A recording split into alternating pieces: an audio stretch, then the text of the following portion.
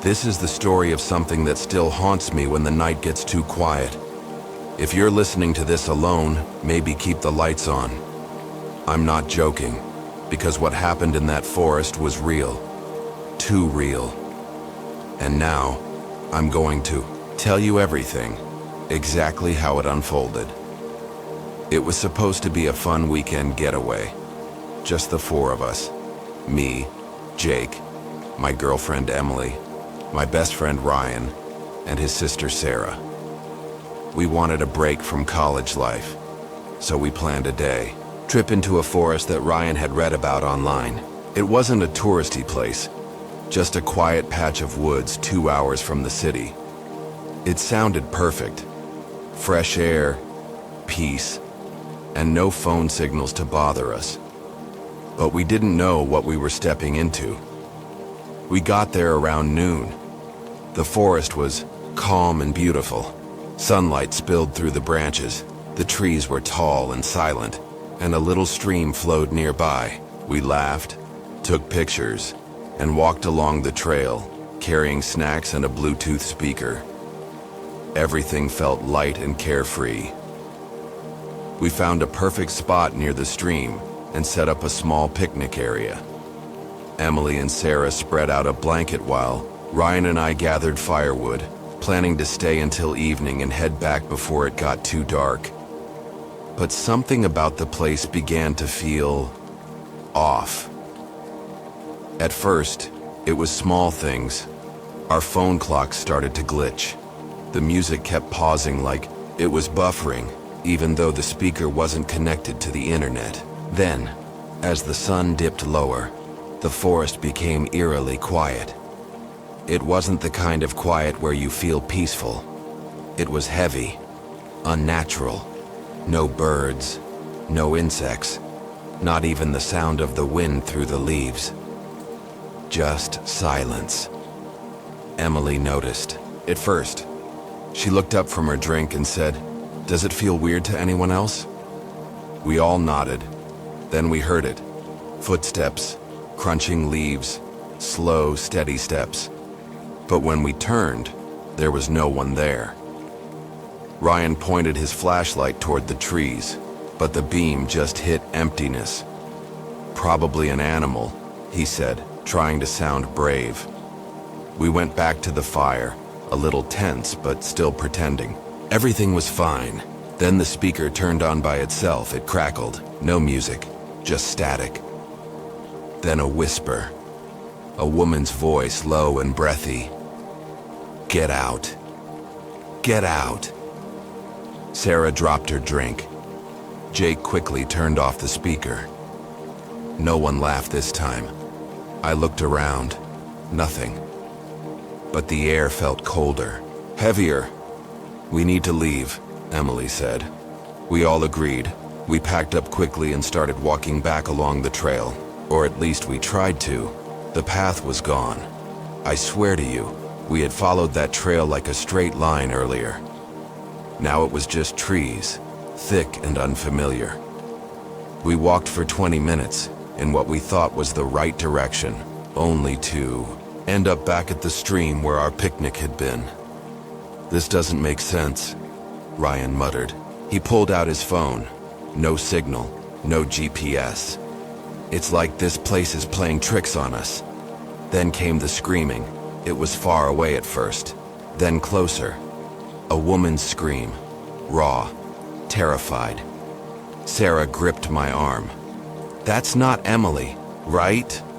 "No, I'm here," Emily cried. Her voice was shaking. "It wasn't me." We froze. Then without a word we all started running, stumbling over roots, branches scratching at our faces, breath sharp and quick.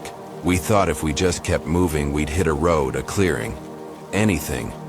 But instead we found the cabin, a small wooden shack half buried in the earth, covered in vines and rot.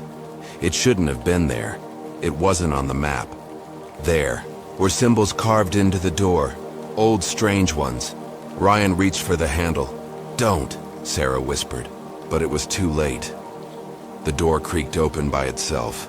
Inside, it was pitch black. but we could feel the cold air spilling out like a freezer. Something was moving inside. Slow, dragging footsteps, and then the sound of breathing. We backed away, but the door slammed shut. Something knocked from the inside, once, twice, 3 times, then silence again. We ran, no direction, just away. I don't know how long we were running, but suddenly, Sarah was gone.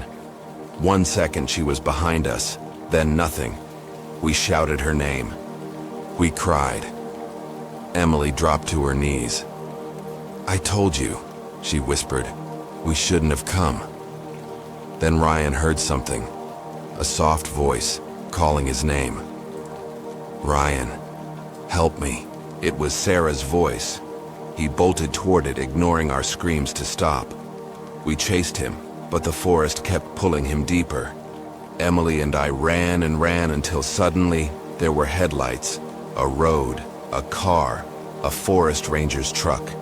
We burst out of the trees, dirty, bleeding, sobbing. The ranger took us in. He gave us water, wrapped us in blankets, and asked where the others were.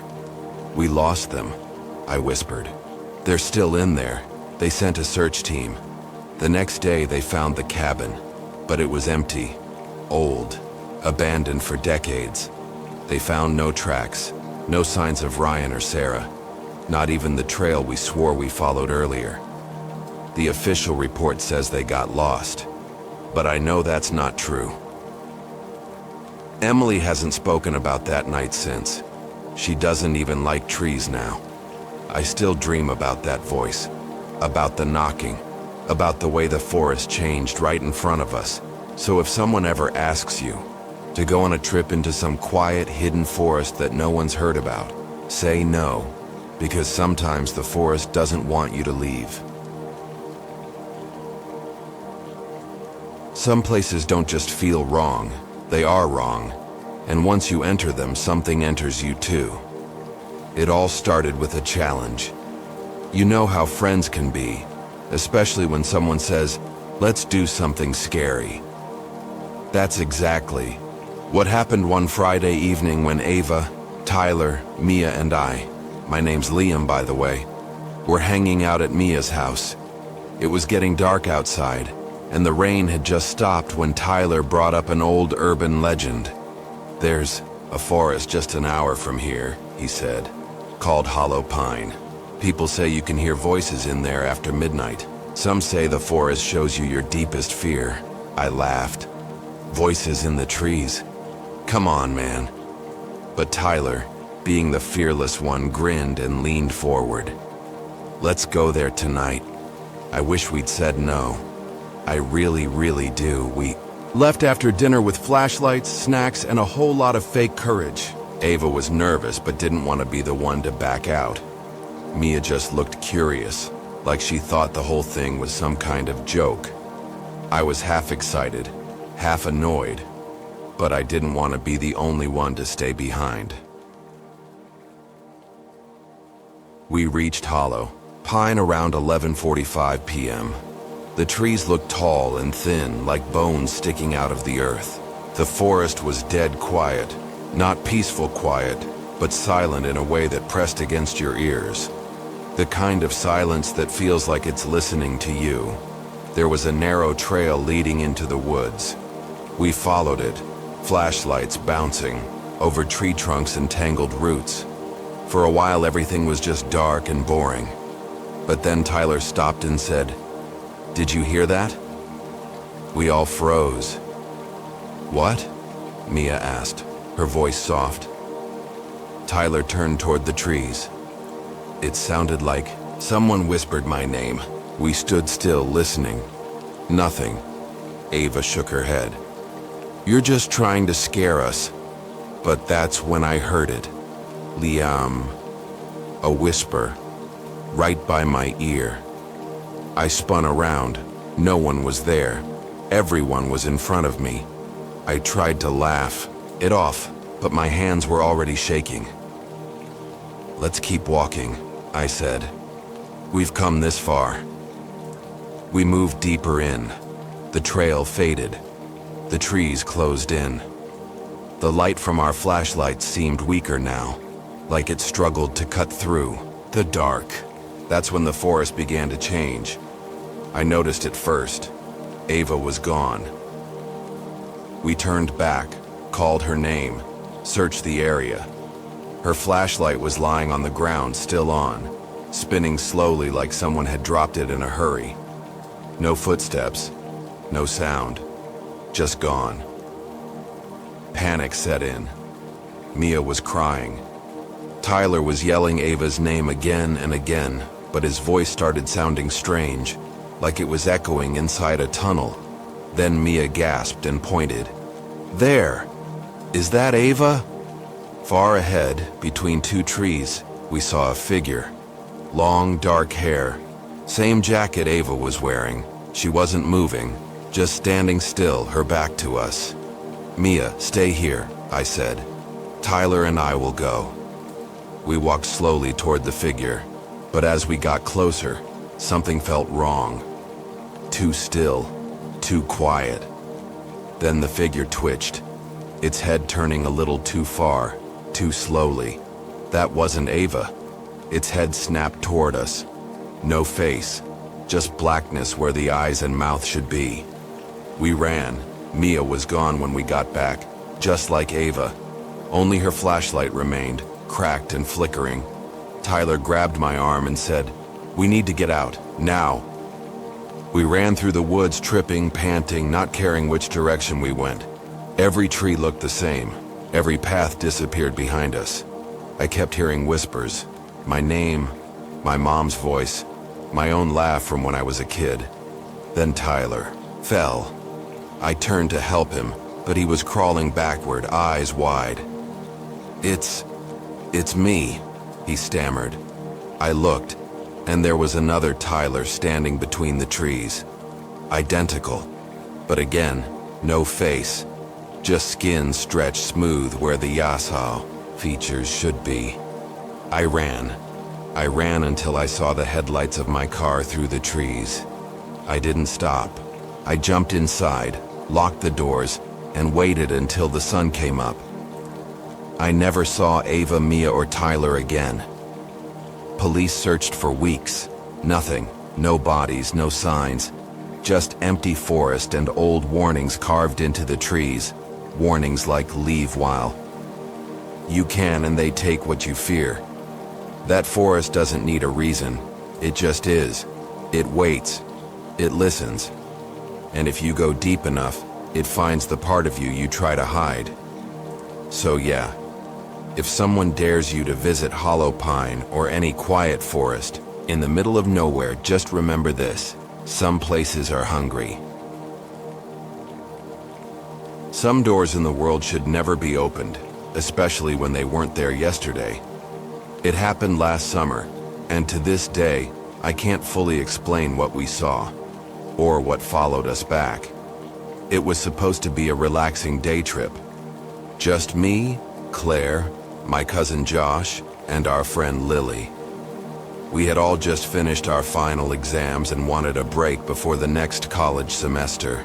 Josh found this nature reserve online, nestled deep in the hills outside town, with a small walking trail and a lake in the middle.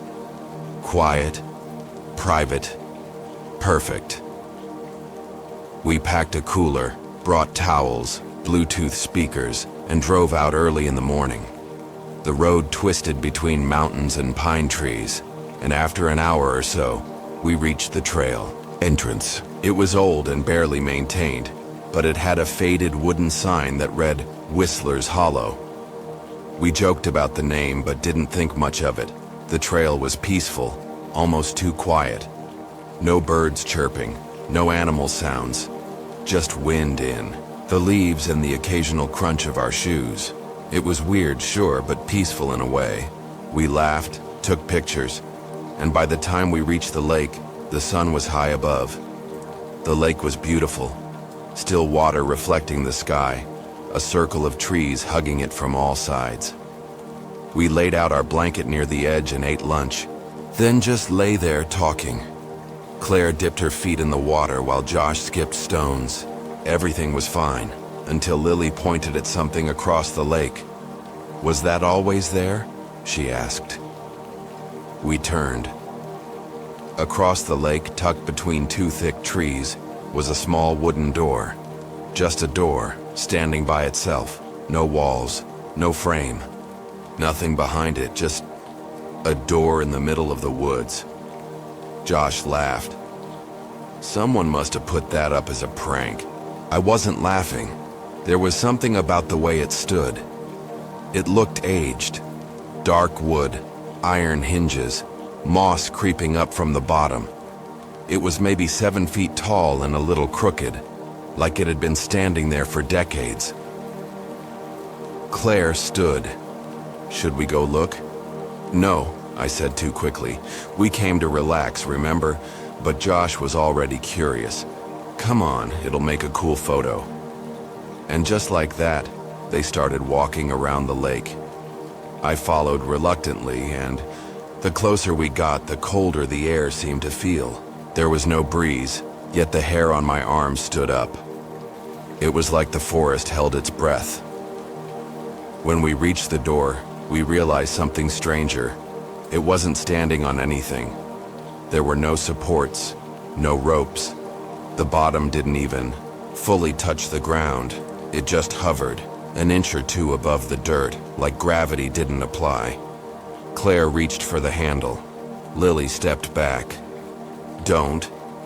Claire hesitated, then smiled. "It's probably fake." And then she opened it. No creak, no sound at all, just darkness. It was pitch black behind the door.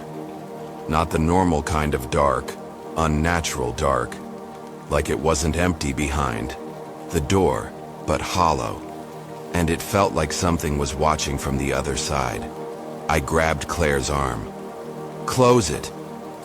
She didn't move. Neither did Josh, neither did Lily. All three of them were staring into the doorway like they were hypnotized. Their eyes were glassy, faces expressionless. Then I heard the whisper, "Come in." It wasn't in my ears, it was inside my head. I yanked Claire back, slamming the door shut, and they all gasped at once as if waking from a dream. Claire blinked. "What just happened?" Josh shook his head. I don't know.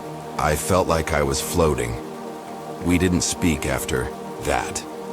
We just turned and walked back, faster than before.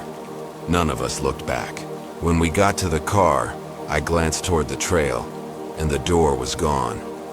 Gone. Just trees where it once stood. The ride home was silent. That night, I couldn't sleep. I kept thinking about the way they looked, blank, like their souls had drifted for a moment, like something touched them. Over the next few days, strange things started happening. Claire would wake up screaming, saying she saw the door in her dreams. Josh lost track of time. He'd call me saying it was morning, but I'd check and it would be 2 a.m. Lily stopped answering texts. Her mom told me she hadn't left her room in days. One night I got a call from Claire. She was crying. "It's open again," she whispered. I drove straight to her apartment. She was in the living room, shaking, pale. Her bedroom door was open, but it wasn't her normal door. It was that door, same wood, same iron handle, standing there impossibly tall, leading to nowhere, and pulsing with a low hum, like it was alive. We left her apartment and never went back. A week later, Claire disappeared. So did Lily. The police have no answers. Josh and I don't talk much anymore. We moved cities, changed numbers. But even now, some nights I wake up to knocking. Soft, slow knocks on a door that isn't there. I don't answer. I don't even look, because I know if I open it again, I won't come back. So if you ever find a door where no door should be, don't be curious. Don't open it. Just run. Sometimes it's not the forest that's haunted, it's what you bring into it that makes something wake up. It was early October, and the leaves had just started to turn gold and orange when we decided to take one last camping trip before winter came. There were 4 of us: me, Hannah, my boyfriend Chris, and our friends Zoe and Mark. We were all seniors in college, stressed with work, tired of the city, and craving one weekend off the grid. Chris found a remote campsite online. No cell service, barely any visitors, deep in the woods just outside Raven's Hollow. The name alone should have been a warning, but of course, we laughed it off. We packed tents, sleeping bags, and enough snacks for 2 days, and left early Saturday morning. The drive there was long, winding through endless hills and thickening woods. As we got closer, the roads turned narrow and broken, almost as if no one had driven them in years. But finally, we made it. The site was beautiful at first glance. Surrounded by tall trees, fallen leaves carpeted the ground in a warm orange glow. We pitched our tents near a small clearing with an old fire pit made of stones. Everything felt peaceful. But Zoe, who was usually the bold one in the group, looked uneasy. "Something's off here," she said quietly. Chris smirked. "What? Scared of squirrels?" Zoe didn't laugh. "No, it's just, I feel like we're not supposed to be here. We should have listened to her." That night, after dinner and a few drinks, we gathered around the fire. Mark, half drunk and full of energy, pulled something out of his backpack. "Look what I found at the antique store yesterday," he said. It was a small wooden box carved with strange symbols, uneven spirals, sharp lines that didn't quite look human. "I think it's like a ritual thing," he said with a grin. "Creepy, right?" Hannah frowned. "Why would you bring that here?" Mark shrugged. "Just for fun. Maybe we'll summon a forest ghost or something." He opened the box. Inside was nothing but a handful of black ash and a small paper with writing we couldn't read. It wasn't any language we recognized, but the second the box opened, the fire sputtered. A gust of cold wind blew through the trees and we all froze. Then we heard the whisper. At first we thought it was just the wind, but it came again, clearer, from the trees. A voice soft and low saying, "Return it." Zoe stood up. "I told you this place was wrong. Close the damn box." Mark laughed nervously and snapped it shut, but the air didn't go back to normal. The fire kept flickering even though the wind had stopped. The woods around us felt different, like we were being watched. That night in the tent, I couldn't sleep. Every time I closed my eyes, I heard twigs snapping, leaves rustling, and the whisper, "Return it." Around 3 a.m., Chris shook me awake. "Did you hear that?" he whispered. I nodded. We stepped outside quietly. The fire was out. The forest was silent. Mark's and Zoe's tents were zipped shut, but Zoe's was shaking slightly as if someone inside was crying. "Zoe?" I called. No answer. I walked over and unzipped the tent. She wasn't there, only her sleeping bag. Mark came, stumbling out of his tent, pale and confused.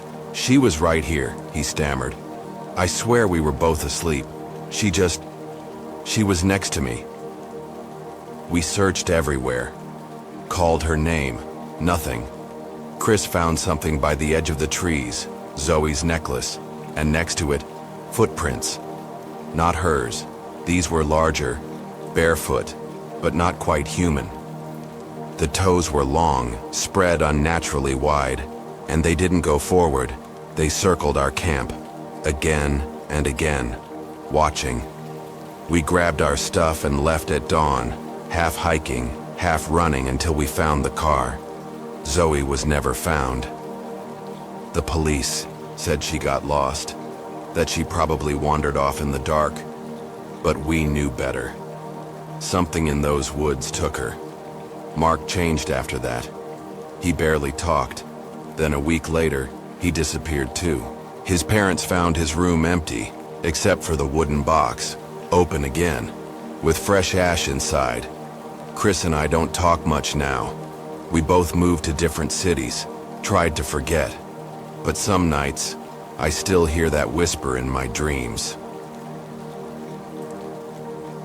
Return. But I don't have the box. I never touched it. And yet I feel like whatever we woke up that night, it remembers me. So if someone ever shows you something they found, something strange, carved or covered in dust, and says, "Let's bring it into the forest," don't. Some things don't want to be found, and some, once disturbed, will never stop looking for you. Some places are marked not by signs or fences, but by the silence of animals and the way the trees seem to lean just a little too close. This happened last spring, and I've tried to convince myself it wasn't real, but the nightmares haven't stopped, and I know something followed us out. It was supposed to be a chill weekend. Just me, Julia, my roommate, her boyfriend Nate, and my best friend Evan. We'd all been burnt out from classes and thought a quiet hike through an old forest trail would help. Julia had found it online, some barely visited path on a nature forum, posted by a user who never replied to any comments. It didn't have a name, just coordinates. We left early Saturday morning, full of energy, with our backpacks stuffed with snacks and bottled water. The drive out took nearly 3 hours, most of it through winding dirt roads. When we finally reached the starting point, it wasn't anything special, just a narrow trail with a small wooden sign nailed to a tree. The sign had no words, just a faded symbol burned into the wood, a circle with 3 vertical lines through it. Nate joked that it looked like a haunted emoji. I didn't laugh, but we went in anyway. At first, the trail was beautiful, sunlight filtering through the trees, mossy logs, little patches of wildflowers. The air was crisp and cool, the kind that clears your mind. We walked for hours, chatting, taking photos, sometimes stopping to breathe it all in. Then things began to shift. The birds stopped singing, not just one or two, all of them. I didn't notice at first, but Evan did. He's always been sensitive to his surroundings, and he stopped walking mid-sentence. "Do you hear that?" We all stopped. That's when we realized. No rustling leaves, no distant chirps. Just nothing, Julia whispered. It's like the forest went mute. We kept walking, but the path slowly got narrower. Branches began reaching in from both sides, scraping our arms and catching our clothes. We pushed through, assuming the trail would open back up. That's when we saw the rope. It was tied between 2 trees, right across the trail. A thick, coarse rope with small animal bones hanging from it like decorations. Some were tied with string. Others pierced through, swinging gently in the breeze that hadn't been there a moment ago. We should have turned back, but Nate stepped over it. "I'm not letting Halloween decorations ruin our trip," he said with a smirk. Julia hesitated, but followed him. Evan and I stood still for a second, looking at each other. But we didn't want to split up, so we crossed too. The air felt colder on the other side, heavier. We walked maybe 10 minutes more before we came across the stone circle. It wasn't big, just 7 stones placed upright in a ring, each one about knee-high. Moss-covered, old, but unmistakably arranged. In the center, a pile of sticks and dried grass. "Let's keep going," I said, feeling a pit open in my stomach. But Nate knelt down and poked at the pile with a stick. "What is this? A forest ritual? Should I say a prayer?" I snapped. "Stop it. This isn't funny." He stood up, rolled his eyes. "It's just a scream cut him off. It came from deep within the trees, sharp and sudden, and definitely human. We froze. Julia whispered, "Did someone just scream?" Evan's face was pale. "We need to go back, now." We turned to leave, but the path was gone. I swear, it had been right there. A dirt trail, narrow but visible. Now it was just leaves, branches, trees, all around. No direction. We panicked. We shouted. Nate ran ahead, pushing branches aside, but no matter which way we turned, the forest looked the same. Then we heard footsteps, fast, circling us, crunching leaves, heavy breathing. I grabbed Julia's hand. Evan pulled out his pocket knife. We stood back to back, spinning, waiting. Then everything stopped. No sound, no wind. And then we saw it. A tall figure standing between two trees. Not moving, just watching. It had antlers like a deer, but its body was long, human-shaped, covered in shadow. No face, no eyes, just hollow darkness. It took a step toward us. We ran. Branches whipped our faces, our legs stumbled over roots, but we didn't care. We ran until we broke through a clearing, back to the trailhead. Just like that. As if we had never left it. We sprinted to the car, locked the doors, and drove. No one spoke, no music, just the sound of our hearts thudding. When we looked back, the entrance was gone. Just trees. Nate laughs about it now, says it was all in our heads. Julia won't talk about it. Evan moved back home a week later. And me?